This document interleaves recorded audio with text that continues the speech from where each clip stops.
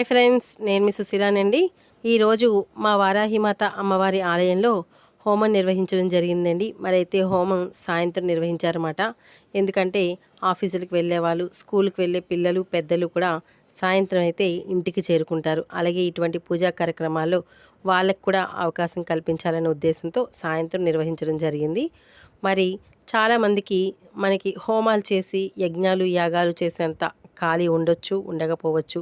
ఓపిక స్తోమత ఉన్నవాళ్ళు ఉంటారు, లేని వాళ్ళు కూడా ఉంటారు. అయినప్పటికి కూడా కనీసం ఇటువంటి కార్యక్రమాల్లో పాల్గొని వాటిని చూసినా కూడా మనకి ఆ యొక్క పుణ్యఫలం ఆ భగవంతుడు మనకు కూడా ప్రసాదిస్తాడు. మరైతే మాతో పాటు మీ అందరూ కూడా చూడాలనే ఉద్దేశంతో ఈ వీడియో చేస్తున్నాను ఫ్రెండ్స్. మీ అందరికీ కూడా ఆ వారాహిమాత కరుణా కటాక్షాలు ఉండాలనే ఉద్దేశంతో ఈ వీడియో చేస్తున్నాను. మీ అందరూ కూడా చూసి ఆ యొక్క హోమాన్ని తరించండి. మరి నా వీడియో నచ్చితే లైక్ చేయండి.